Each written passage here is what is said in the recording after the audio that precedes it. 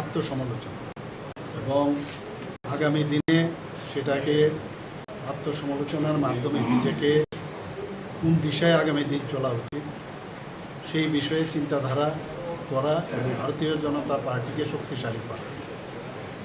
আমরা সবাই জানি যে বিশ্বের সর্ববৃহৎ পার্টি হচ্ছে ভারতীয় জনতা পার্টি। ভারতবর্ষে তো বটে, এত সংখ্যক মেম্বার এখন পর্যন্ত ভারতবর্ষে আর কোনো পার্টিতে দেখা যায়। তো সেই পার্টির আমাদের জনজাতি শ্রেণীর যারা আছেন ওনারা তো আছেনই, প্লাস মাননীয় প্রধানমন্ত্রীজি বলছেন যে যারা পিছিয়ে পড়া বর্গ আছে, তো পিছিয়ে পড়া বর্গের মধ্যে আমাদের এসসি মোর্চা আছে, এসটি তো আজকে হচ্ছেই কেন, তাছাড়া ওবিসি মোর্চা আছে, যারা কৃষক যারা আছে কৃষকদের নিয়ে আমাদের মোর্চা আছে, এরকম বিভিন্ন মোর্চা আপনারা সবাই জানেন, মহিলা মোর্চা আছে, যুব মোর্চা আছে। তো 2011 সর্বশেষ জনগণনা অনুসারে রাজ্যে জনজাতিদের পরিসংখ্যান হল মোট জনসংখ্যার 31%। রাজ্যে বর্তমানে লিপিবদ্ধ জনজাতি গোষ্ঠী রয়েছে মোট 20টি, যেখানে এই তালিকায় সর্বশেষ লিপিবদ্ধ হয়েছে ডার্লুং জনজাতি গোষ্ঠী। উল্লেখ করা যেতে পারে 2025-26 অর্থ বছরে ত্রিপুরা উপজাতি স্বশাসিত জেলা পরিষদের উন্নয়নের জন্য 862 কোটি টাকা বরাদ্দ করেছে রাজ্য সরকার। ইতিমধ্যে এই ক্ষেত্রে 1/4 অংশ রিলিজ করে দিয়েছে রাজ্য সরকার। এছাড়া অতিরিক্ত প্রায় 100 কোটি টাকা বাজেট বহির্ভূত খাতে পৃথকভাবে TTADC-কে দিয়েছে রাজ্য সরকার। শুধু তাই নয়, আদিবাসী এলাকা উন্নয়ন এবং আদিবাসী সম্প্রদায়ের আর্থসামাজিক অবস্থার উন্নতি করার জন্য ত্রিপুরা গ্রামীণ অর্থনৈতিক প্রবৃদ্ধি ও পরিষেবা প্রদান প্রকল্প বা TRESP প্রকল্পের অধীনে বিশ্ব ব্যাংকের সহায়তা 175 মিলিয়ন মার্কিন ডলার ব্যয় করার পরিকল্পনা নিয়েছে রাজ্য সরকার। ফিউরো রিপোর্ট, নিউজ নাও। মাঝারি রদবদল হলো বিভিন্ন থানার অফিসার ইনচার্জ পর্যায়ে। এক্ষেত্রে মোট 54 জন অফিসার ইনচার্জকে বদলি করল রাজ্য আরক্ষা প্রশাসন।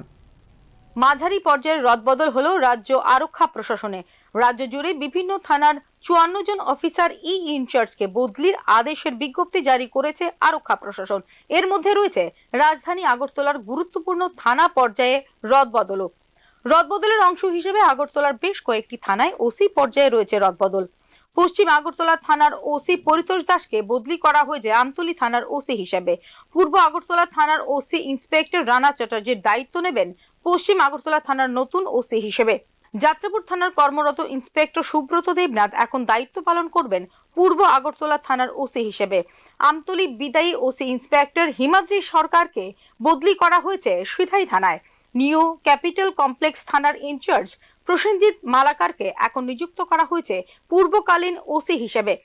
মহিলা পুলিশ শাখায় পশ্চিম মহিলা থানার ওসি স্বস্তি দাসকে শিউলি দাসের স্থলাভিষিক্ত করে পাঠানো হয়েছে বিশালগড় মহিলা থানায়। অন্যান্য গুরুত্বপূর্ণ বদলির মধ্যে রয়েছে সরকারি রেলওয়ে পুলিশের ওসি তাপস দাসকে তেলিয়ামোড়া থানায়, কৈলাসহর থানার ওসি সুকান্ত সেন চৌধুরীকে ত্রিপুরা পুলিশ কন্ট্রোল বোর্ডে এবং খোয়াই থানার ওসি সুবীর মালাকারকে বদলি করা হয়েছে দক্ষিণ ত্রিপুরার জেলা গোয়েন্দা শাখায়। আইন প্রয়োগকারী সংস্থার দক্ষতা জোরদার করা এবং রাজ্য জুড়ে আরো ভালো পুলিশি ব্যবস্থা নিশ্চিত করাই এই রদবদলের মূল উদ্দেশ্য বলে জানিয়েছে আরক্ষা প্রশাসনের আধিকারিকরা। ব্যুরো রিপোর্ট, নিউজ নাও। বিবাহের পূর্বে রেজিস্ট্রেশন বাধ্যতামূলক করার চিন্তা ভাবনা করেছে রাজ্য সরকার। বাল্য বিবাহ রোধ করতেই তা বাধ্যতামূলক করছে রাজ্য সরকার। বাল্যবিবাহ রোধ কর্মসূচিতে বক্তব্য রাখতে গিয়ে এরকমটাই জানালেন মুখ্যমন্ত্রী ডক্টর মানিক সাহা। নেশা এবং বাল্য বিবাহ রোধ শীর্ষক এক কর্মসূচির আয়োজন করা হয় বৃহস্পতিবার। গান্ধীগ্রাম স্কুলে আয়োজিত এই কর্মসূচিতে অংশ নেন মুখ্যমন্ত্রী ডক্টর মানিক সাহা। বক্তব্য রাখতে গিয়ে রাজ্যে বাল্য বিবাহ রোধে বিবাহের পূর্বে রেজিস্ট্রেশন বাধ্যতামূলক করার বিষয়টি নিশ্চিত করেছে রাজ্য সরকার বলে জানিয়েছেন মুখ্যমন্ত্রী ডক্টর মানিক সাহা। রাজ্যের কয়েকটি জেলায় এখনো বাল্য বিবাহের পরিসংখ্যান প্রচুর বলে জানিয়েছেন মুখ্যমন্ত্রী। 18 বছরের নিচে কোনো অবস্থায় বিয়ে দেওয়া সম্ভব নয়। প্রচুর পুলিশি ব্যবস্থা হয়েছে। পুলিশ গিয়ে ত্রিপুরাতে বিভিন্ন জায়গায় কয়েকটা স্পেসিফিক জেলা আছে, সেখানে বাল্য বিবাহের যে সংখ্যা প্রচুর। আমি এ নিয়ে প্রচুর বৈঠক করেছি, আমি ডিস্ট্রিক্টেও বৈঠক করেছি, আমাদের সেক্রেটারিয়েটেও আমি বৈঠক করেছি। বিভিন্ন যেসব অ্যাওয়ারনেস, আবার সেই অ্যাওয়ারনেসের বিষয় আসছে, সেখানে মেয়েদের, ছেলে মেয়েদের, তাদের এই বিষয়েও আমাদের টিচারদের বলা উচিত এবং সেটা পাঠ্যর মধ্যে আনা যায় কিনা সেই বিষয়ে আমি আগামী দিন চিন্তা ভাবনা করছি বন্ধুগণ। আমি এটাও বলেছি যে আগামী দিন আমরা আইনগতভাবে যদি বিয়ের যখন যে কেউর বিয়ে হলে তার রেজিস্ট্রেশন আগে করাতে হবে, যদি করা যায় কিনা তারও আমরা চিন্তা ভাবনা করছি। যখন রেজিস্ট্রেশন করতে হবে তারপর সামাজিক বিয়ে হবে। সামাজিক বিয়ে যদি হয় রেজিস্ট্রেশনের সময় তার বার্থ সার্টিফিকেট আমরা দেখে নেব, এবং 21 বছরের নিচে ছেলে যাতে না হয় সেই ধরনের আমাদের চিন্তা ভাবনা আছে। এবং যেহেতু চিন্তা ভাবনা আছে, নিশ্চিত আমি আগামী দিন সেইগুলো আমরা করব। রাজ্যে বাইরে থেকে আসে ড্রাগস, এর সঙ্গে জড়িত স্থানীয়রাও এনডিপিএস আইনে নেওয়া হচ্ছে পদক্ষেপও, কিন্তু এই ক্ষেত্রে চাই জনসচেতনতা, জানিয়েছেন মুখ্যমন্ত্রী ডক্টর মানিক সাহা। এই দুটো রাস্তা দিয়ে ত্রিপুরাতে ড্রাগস বাইরের থেকে আসে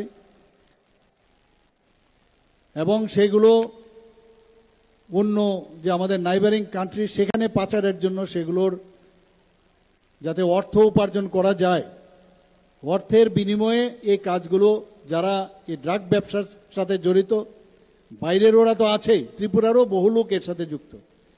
কিন্তু আস্তে আস্তে করে আমরা এনডিপিএস এর যে আইন আছে সেই আইনে আমরা কিন্তু তাদেরকে অনেকটা আমরা নিরস্ত করতে পেরেছি, এবং দেখা গেছে আমরা যে বাজেয়াপ্তের যে সংখ্যা সেটা কিন্তু কয়েক গুণ এখানে বেড়ে গেছে ত্রিপুরাতে।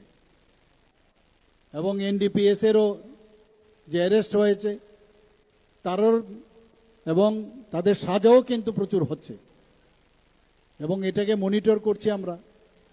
কিন্তু এগুলো তো পুলিশ বা এজেন্সি ওরা করবে, কিন্তু আমরা কি করব? যারা এজেন্সি আছে তারা তো একটা নগণ্য একটা সংখ্যা, কিন্তু যারা আজকে অ্যাওয়ারনেসের জন্য আমরা কথা বলছি, এখানে যারা স্টুডেন্টরা আছে তাদের জন্য খুব প্রয়োজন। ত্রিপুরায় বাল্যবিবাহ এখনো একটি গুরুতর উদ্বেগের বিষয়। বাল্যবিবাহের ক্ষেত্রে বর্তমানে দেশে তৃতীয় স্থানে রয়েছে ত্রিপুরা। ত্রিপুরায় বাল্যবিবাহের হার 40.1%, যেখানে এর জাতীয় গড় 23.3%। বাল্যবিবাহের ক্ষেত্রে 41.6% হার নিয়ে প্রথম সারিতে রয়েছে পশ্চিমবঙ্গ। এক্ষেত্রে 40.8% হার নিয়ে দ্বিতীয় স্থানে রয়েছে বিহার। বাল্যবিবাহ বন্ধের প্রচেষ্টা সত্ত্বেও নেশা এবং এইডসের মতো বাল্যবিবাহ একটি চ্যালেঞ্জ ত্রিপুরার মতো রাজ্যগুলির জন্য। ব্যুরো রিপোর্ট, নিউজ নাও। পৃথক রাজ্যের দাবি নিয়েই আগামী 2026 সালের ত্রিপুরা উপজাতি স্বশাসিত জেলা পরিষদের নির্বাচন লড়বে সরকার শরিক আইপিএফটি। বৃহস্পতিবার দলের সাংগঠনিক বৈঠকে এরকমটাই জানান মন্ত্রী শুক্লাচরণ নোয়াতিয়া। 2021 সালের তুলনায় 2026 সালের আসন্ন উপজাতি স্বশাসিত জেলা পরিষদের নির্বাচনে ভালো ফলাফল করবে আইপিএফটি। এক্ষেত্রে দলছুটরা আবার ফিরে আসছেন দলে। বৃহস্পতিবার আইপিএফটির সাংগঠনিক বৈঠকে এমনটাই জানিয়েছেন মন্ত্রী শুক্লাচরণ নোয়াতিয়া। এদিন আগরতলা প্রেস ক্লাবে আয়োজিত হয় আইপিএফটির সাংগঠনিক বৈঠক। আইপিএফটির বর্তমান পরিস্থিতিতে আগামী 2026 স্বশাসিত জেলা পরিষদ নির্বাচন বিগত দিনের তুলনায় 2021-এ স্বশাসিত জেলা পরিষদ নির্বাচন হয়েছিল, তখন আইপিএফটির বিভিন্ন কারণে, বিভিন্ন ষড়যন্ত্রের কারণে আইপিএফটির সংগঠন দুর্বলতা হয়েছে। কিন্তু 2021 এই স্বশাসিত জেলা পরিষদ নির্বাচনের তুলনায় আগামী 2026 স্বশাসিত জেলা পরিষদ নির্বাচনে যথেষ্ট আইপিএফটির ভূমিকা রয়েছে। বর্তমান পরিস্থিতিতে সারা রাজ্যে আমাদের দল বিগত দিনের তুলনায় বর্তমানে অনেক আপগ্রেডেশন হয়েছে। যারা একসময় দল ছেড়ে বিভিন্ন দলে চলে গেছিলেন, তারা পুনরায় সারা রাজ্যের প্রত্যেকটা আমাদের বিভাগীয় কমিটি প্রত্যেক দিনে যোগদান সভা চলছে। যথেষ্ট আমাদের আইপিএফটি দলের আগামী এডিসি নির্বাচনে যথেষ্ট ভূমিকা থাকবে। রণকৌশল কি হবে সেটা আমাদের। পৃথক রাজ্যের দাবি নিয়ে এবারের এডিসি নির্বাচনেও লড়াই করা হবে বলে জানিয়েছে সরকারের শরিক আইপিএফটি। দল সিদ্ধান্ত নেবে যখন সময় আসবে। আমরাও প্রস্তুতি নিচ্ছি, আমাদের সর্বশক্তি নিয়ে আমাদের দল প্রত্যেক দিনে প্রত্যেকটা প্রান্তে দল সাজানোর ক্ষেত্রে যথেষ্ট দায়িত্ব নিয়ে কাজ করছে। এই আশা রাখছি আগামী এডিসি নির্বাচন আমাদের দলের বিগত দিনের তুলনায় আগামী 2026 নির্বাচন খুব ভালো ফলাফল হবে, সেটা আমাদের বিশ্বাস। স্যার কি এজেন্ডা নিয়ে মানুষের কাছে যাবে? এজেন্ডা আমাদের অন্যান্য দলের মতো বিভিন্ন সময়ে বিভিন্ন দাবিগুলি উঠে আছে, সেরকমভাবে আমাদের দল পরিস্থিতি বুঝে আমাদের দল বিগত 15 বছর সাংগঠনিক বিভিন্ন কর্মসূচি নিয়ে আমরা মাঠে ছিলাম। মূলত দাবি হচ্ছে আমাদের স্বশাসিত জেলা পরিষদ নির্বাচনকে পূর্ণাঙ্গ রাজ্য, আলাদা রাজ্য দাবি নিয়ে। তো আমাদের স্বর্গীয় প্রাক্তন রাজ্য সরকারের মন্ত্রীও ছিলেন এবং দলের সুপ্রিমোও ছিলেন এবং ফাউন্ডার ছিলেন স্বর্গীয় এনসি দেববর্মা। ওনার আইডিওলজি নিয়ে আমরা বর্তমান পরিস্থিতিতে আমরা রয়েছি। আগামী দিনেও ওনার আইডিওলজি নিয়ে আমাদের এই দল এগিয়ে যাবে, সেই কর্মসূচিতে আমাদের আগামী দিনের ভূমিকা।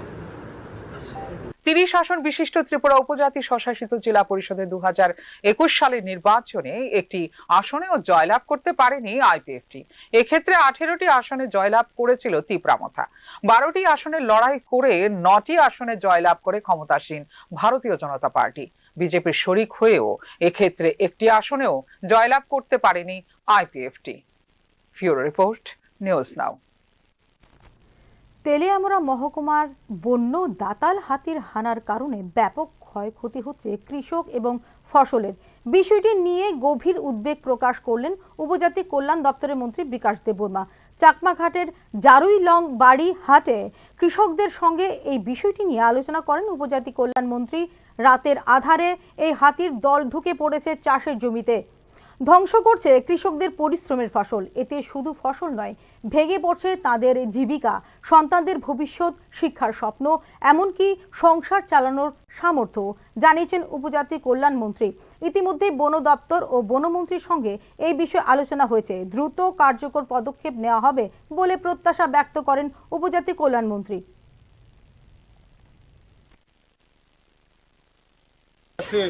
এটা যারা ফসল করছে খুব সমস্যা হচ্ছে এখানে আমার এই বিধানসভার মধ্যে, যেমন কৃষ্ণপুর, মাইগঙ্গা, এদিকে মঙ্গিয়াকামি, সব জায়গায় হাতির সমস্যা।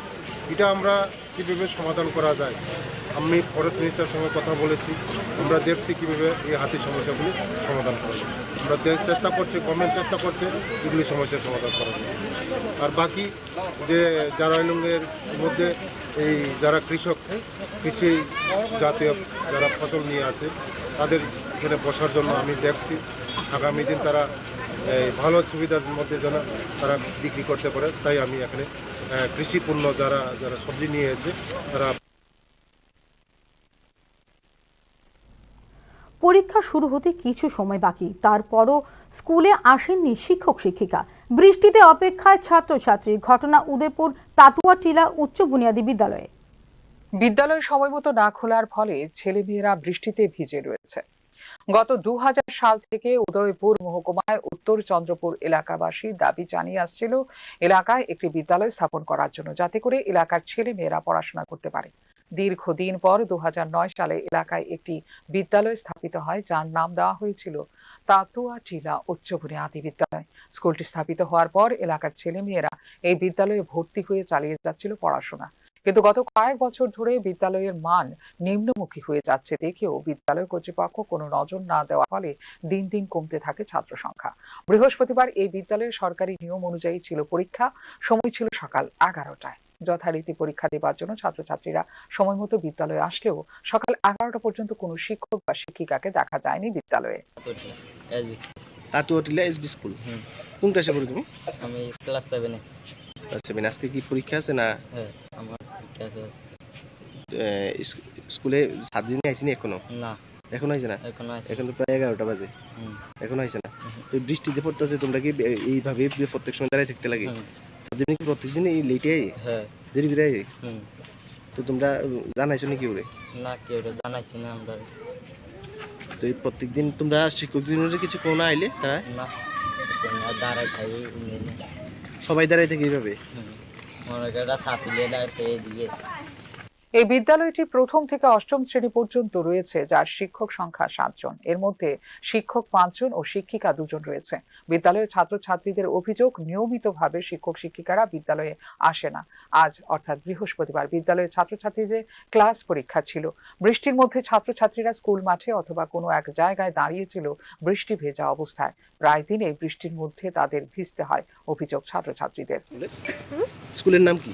কাকুয়াটিলা উচ্চ বিদ্যালয়। তো তোমরা তো এখানে দাঁড়িয়ে রয়েছো, প্রায় 11টা বেজে গেছে। টিচার আইছে না কেন? না। এই বৃষ্টির মধ্যে দাঁড়িয়ে রয়েছো? হ্যাঁ। তার প্রত্যেকদিন কি টিচার এইভাবে দেরি করে আছে? হ্যাঁ, অনেক সময় দেরি করে। হেডমাস্টার কি না? মধুসূদন মণ্ডল। মধুসূদন মণ্ডল।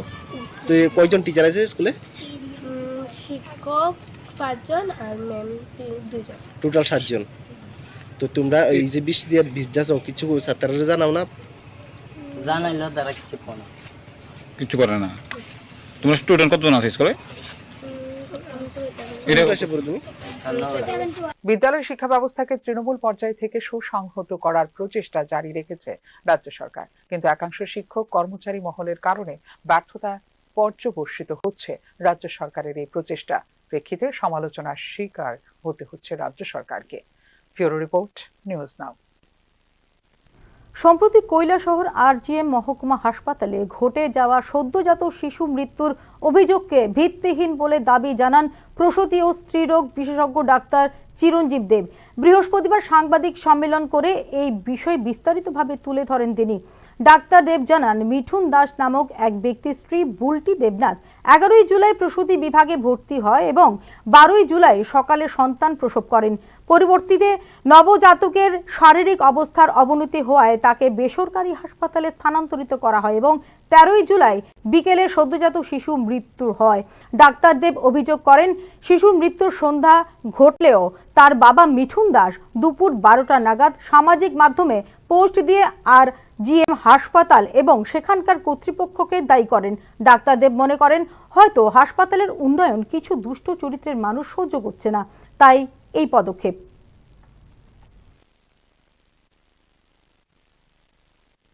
বুলটি দেবনাথ, ওয়াইফ অফ মিঠুন বিশ্বাস নামে একটা পেশেন্ট আমার রেগুলার ফলো আপে ছিল। সে অ্যাডমিশন নেয় ব্যথা নিয়ে, লেবার ব্যথা নিয়ে। তো আমি তাকে তৎক্ষণাৎ এসে এক্সামিন করি, আর প্রয়োজনীয় যা মেডিসিনপত্র প্রয়োজন সে আমি সব প্রেসক্রাইব করে যাই আমার নার্সিং অফিসারদের। সেই মোতাবেক ওরাও প্রয়োজনীয় মেডিসিনপত্র দেন। রুটিন মাফিক আমি রাত্রেবেলা রাউন্ডে আসি। রাউন্ডে আসার পর আমি আবার আমার ব্যথা বাড়ানোর জন্য যে সমস্ত মেডিসিন দেওয়ার প্রয়োজন সেগুলো দিলাম। তারপর একই সময়ে আরও 2টো পেশেন্টের ডেলিভারির ব্যথাও ছিল, ওরাও এর মধ্যে ডেলিভারি, ওই পেশেন্টগুলো ডেলিভারি হয়ে যায়, তাদেরও বেবি সুস্থই ছিল। বাট কোনো একটা কারণে যেটাতে আমি রাউন্ড দিয়ে যাওয়ার পরে আমি বলতে পারি না, তো পেশেন্ট বেবিটা ডেলিভার হলো, কিন্তু ডেলিভার হওয়ার পরে বেবিটা সে কান্না করেনি। তখন ইমার্জেন্সি মেডিকেল অফিসার এসে বেবিটাকে দেখলো, দেখার পরে দেখলো যে একটু তার শ্বাসের সমস্যা আছে, সঙ্গে সঙ্গে তাকে হায়ার সেন্টারে রেফার করে দিল। তো তারা কোনো একটা বেসরকারি নার্সিংহোমে নিয়ে যায়, তো সেখানে তার ট্রিটমেন্ট চলছিল। এখন সময় কি বিজ্ঞাপন বিরতির। আপনি দেখছেন নিউজ নাও, আমরা জানি কোনটা খবর। প্রথম আলো এলো শুদ্ধ সকাল, শুদ্ধ সলিলে আজ বাজালো ত্রিতাল, মন্দিরে শুদ্ধ পূজার ধ্বনি, অগ্নি শুদ্ধ হর সিঞ্জিনি, পরিণীতা নারী তুমি অনুপমা, শুদ্ধ সোনায় সাজো হে নিরুপমা। শুদ্ধতার স্বর্ণ মন্দির, কালিকা জুয়েলার্স, আগরতলা। একটু চেষ্টাতেই দুল লেগে যায় নববধূর কানে, একটু চেষ্টাতেই মানিয়ে নেওয়া যায় বিবাহিত জীবনে। নানা অনুভূতি জড়ানো বিয়ের গয়না, শ্যাম সুন্দর কোম্পানি জুয়েলার্স। আপনি দেখছেন নিউজ নাও, আমরা জানি কোনটা খবর। ফিরে এলাম বিরতির পর, চোখ রাখছি খবরে। বেসরকারীকরণের কারণে বিস্তার হচ্ছে দুর্নীতির জাল। এক্ষেত্রে স্মার্ট মিটারে ভুতুরে বিলের রহস্য উদ্ঘাটনে বিদ্যুৎ দপ্তরের গড়া টাস্ক ফোর্স কতটুকু ফলপ্রসূ হবে তা নিয়েই প্রশ্ন তুলছেন সাধারণ মানুষ। বেসরকারি সংস্থা নিয়ন্ত্রিত স্মার্ট মিটারে ভোক্তাদের স্বার্থ সুরক্ষার গ্যারান্টি কে দেবে তা নিয়েও প্রশ্ন তুলছেন সাধারণ মানুষ। দুর্নীতির আশ্রয় নেওয়া ভোক্তাদের বিরুদ্ধে কঠোর ব্যবস্থা নেওয়া হবে বলে টাস্কফোর্স গঠনের ঘোষণা দিয়েছে বিদ্যুৎ দপ্তর। স্মার্ট মিটারে ভুতুরে বিলের রহস্য উদ্ঘাটন করা সম্ভব হয়ে গেছে বলে ছড়িয়ে দেওয়া হয়েছে প্রচার মাধ্যমে। এতে করে সাধারণ মানুষকে আশ্বস্ত হলেন না, কি মনে চেপে থাকা চিন্তাটাই আরো বেড়ে গেছে কয়েক গুণ। তা নিয়ে চলছে জল্পনা। উদ্বেগের মূলে রয়েছে বেসরকারি সংস্থার হাতে বিদ্যুৎ ক্ষেত্রকে তুলে দেওয়া। বেসরকারীকরণের মধ্য দিয়ে বিদ্যুৎ নিগমের সার্বিক কাজকর্মে বিস্তার হচ্ছে দুর্নীতির জাল, তা মোটামুটি নিশ্চিত। আর সেই জায়গা থেকে স্মার্ট মিটার নিয়ে দুশ্চিন্তা বহুগুণ বেড়েছে সাধারণ মানুষের মনে। নিগমের বিভিন্ন সাব ডিভিশন এলাকার কত সংখ্যক ভোক্তা নিয়মিত বিল দিয়ে যাচ্ছেন আর কত সংখ্যক ভোক্তা বিল দিচ্ছেন না তা অজানা নয় বিদ্যুৎ দপ্তর কিংবা বিদ্যুৎ নিগমের। বর্তমানে রাজ্যে 10 লক্ষ ভোক্তার মধ্যে 49% নিয়মিত বিল মেটাচ্ছেন। গত বছর এই হার ছিল 39%। এতে করে নিগমের 450 কোটি টাকা বিল বকেয়া পড়ে রয়েছে বলে সাংবাদিক সম্মেলনে নিজেই জানিয়েছে ত্রিপুরা রাজ্য বিদ্যুৎ নিগম। এই ব্যর্থতার দায় কার তা নিয়ে প্রশ্ন তুলছেন বৈধ ভোক্তা তথা সাধারণ মানুষ। বিদ্যুৎ নিগমের রুলস রেগুলেশন রয়েছে, কেন বকেয়া 450 কোটি টাকা ঘরে পৌঁছতে দেওয়া হলো সেই প্রশ্নের উত্তর জানা নেই বৈধ ভোক্তা বা সাধারণ মানুষের। যেখানে প্রচলিত নিয়ম রয়েছে, কোনো ভোক্তা পরপর 3 মাস বিল বকেয়া রাখার সঙ্গে সঙ্গেই তার বাড়ি কিংবা দোকান বা প্রতিষ্ঠানের বিদ্যুৎ সংযোগ কেটে দেওয়া। সেখানে কতজনের সংযোগ কাটা হয়েছে তা কেন প্রকাশ করছে না বিদ্যুৎ নিগম বা বিদ্যুৎ দপ্তর? প্রশ্ন সাধারণ মানুষের। কেন এতদিন বেসরকারি সংস্থার কাজকর্মের উপর নজরদারির ব্যবস্থা ছিল না রতনলাল নাথের? প্রশ্ন কিন্তু উঠছে তা নিয়েও। বেসরকারি সংস্থা ফিডকো কি করে নিগমের কাছে 150 কোটি টাকা বকেয়া রেখে দিতে সক্ষম হলো? সেই প্রশ্নের উত্তর কেন দিচ্ছেন না রতনলাল নাথরা তা নিয়ে প্রশ্ন সাধারণ মানুষের। রাজ্য জুড়ে স্মার্ট মিটার বসানোর আগে এর সার্বিক ব্যবস্থাপনা নিরাপত্তা নিয়ে গ্যারান্টি দিতে পারবে কি সরকার? প্রশ্ন উঠছে তা নিয়েও। মিটারগুলির গুণমান বিচারের দায়িত্ব কি বিদ্যুৎ নিগমের হাতে থাকছে? তার উত্তরে বা কেন দিচ্ছেন না বিদ্যুৎ মন্ত্রী বা বিদ্যুৎ নিগম? প্রশ্ন কিন্তু উঠছে তা নিয়েও। স্মার্ট মিটারের বিষয়টি সম্পূর্ণ বেসরকারি সংস্থার হাতে। Advance metering infrastructure system provider অধীনে রয়েছে গোটা প্রকল্পটি। এখানে সরকারের কোনো অস্তিত্ব নেই। Tata power, Adani energy solution, techno electric, Genus power infrastructure limited ছাড়াও বিদেশি কিছু কোম্পানির হাত ধরে বসানো হচ্ছে স্মার্ট মিটার। স্বাভাবিকভাবেই মিটারের গুণমানের বিষয়টি কিন্তু প্রাধান্য বিবেচ্য বলেই দাবি সাধারণ মানুষের। বেসরকারি সংস্থার হাতে কতটা নিরাপদ একজন বিদ্যুৎ ভোক্তার স্বার্থ তা নিয়েও প্রশ্ন ওঠা স্বাভাবিক। উন্নত প্রযুক্তি নিয়ে প্রতিটি মানুষের সম্মুখ ধারণা রয়েছে, এমনটা নিশ্চিত করে বলা সম্ভব নয়। তবে সাধারণ যুক্তিতে গোটা ব্যবস্থাপনা নিয়ে অতি সাধারণ কিছু প্রশ্নের জবাব চাইছেন মানুষ। দেশে ইভিএম এর সঠিক কার্যকারিতা নিয়ে যতবারই নানা মহল থেকে প্রশ্ন উঠেছে ততবারই নির্বাচন কমিশন অকাট্য যুক্তি হিসেবে বলে আসছে ইভিএম ইন্টারনেট কিংবা ওয়াইফাই সংযুক্ত নয়, ফলে বাইরের থেকে এর সঠিক কার্যকারিতার কোনোভাবে বিচ্যুতি কার্যকরী সম্ভব নয়। ইভিএম 100% সুরক্ষিত ব্যবস্থা। অতি সাধারণ জ্ঞানের অধিকারী মানুষ বলছেন নির্বাচন কমিশনের যুক্তি মেনে নিলে স্মার্ট মিটার নিয়ে 100% সন্দেহ বেড়ে যাওয়ারই কথা। ইচ্ছে করলে বিচ্যুতি কারচুপি ঘটানো সম্ভব হবে, কারণ স্মার্ট মিটারের প্রধান বৈশিষ্ট্য হচ্ছে এটি ইন্টারনেট কিংবা ওয়াইফাই সংযোগে কাজ করবে, যার মাধ্যমে নিয়মিতভাবে মিটার রিডিং সরাসরি চলে যাবে সরবরাহকারী সংস্থার অফিসে। এভাবে রিয়েল টাইম ধরে বিদ্যুৎ ব্যবহারের সমস্ত তথ্য চলে যাবে সংশ্লিষ্ট সংস্থার হাতে। চিন্তার বড় বিষয় হচ্ছে সংস্থাগুলি সবই বেসরকারি, তাদের হাতে কতটা নিরাপদ থাকবে ভোক্তার তথ্য ভান্ডার তাকে নিশ্চিত করতে পারবে রাজ্য সরকার। একইভাবে পরিবর্তন আসবে বিলিং এর ক্ষেত্রেও। সার্বিক বিচারে স্মার্ট মিটারে গুণমান পরীক্ষা, তথ্য ভান্ডারের সুরক্ষার মতো বিষয়গুলি গুরুত্ব দিয়ে দেখা দরকার বলে দাবি সাধারণ মানুষের। বেসরকারি সংস্থা সবসময় মুনাফার বিষয়টি দেখবে।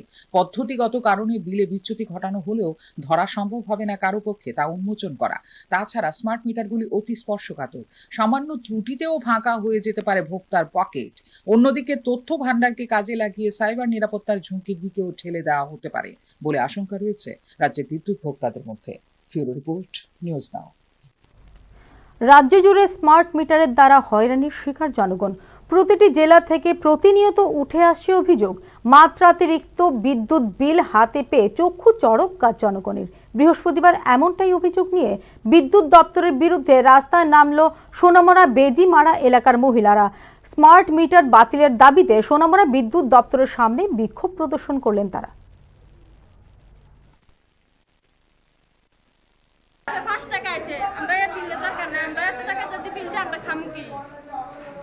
আগে কিরকম আসতো আগে 180 টাকা 173 টাকা এরকম করে আগের টাকা কম পরিমাণ আমরা কম চালাইতেছি এই কারণে আরো বেশি বিদ্যুৎ খরচ।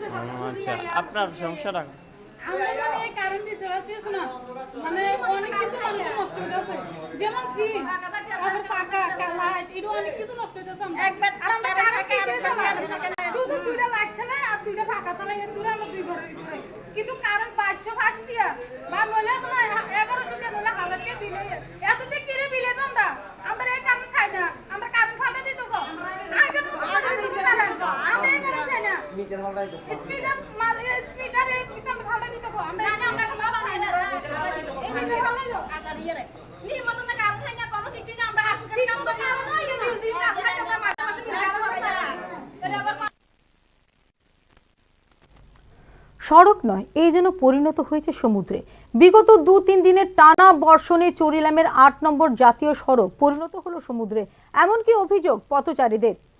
এলাকাবাসীদের বক্তব্য, সামান্য বৃষ্টি হলে জলমগ্ন হয়ে পড়ে সড়কটি, ফলে দুর্ভোগ পোহাতে হচ্ছে পথচারীদের। কৃত্রিম এই সমুদ্রকে সড়কে রূপান্তর করার কোনো হেলদোল নেই প্রশাসনের। পথচারীদের দুর্ভোগ কবে দূর হবে, এখন সেই অপেক্ষায় স্থানীয় বাসিন্দারা।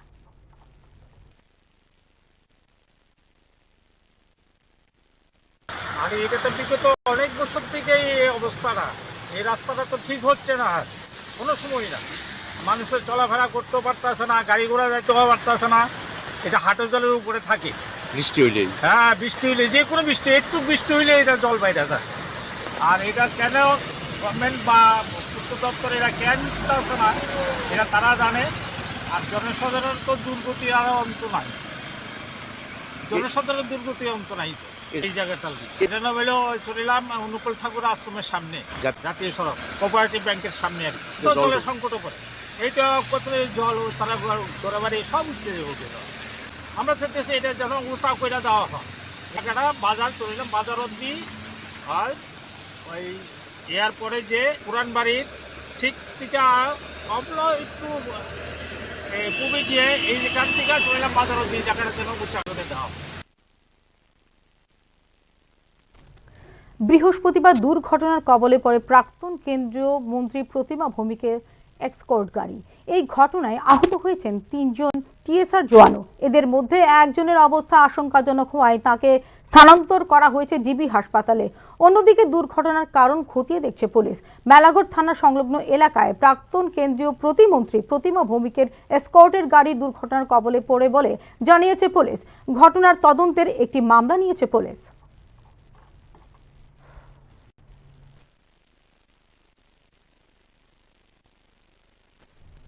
এখনকার মতো সংবাদ এই পর্যন্তই। নমস্কার, শুভরাত্রি।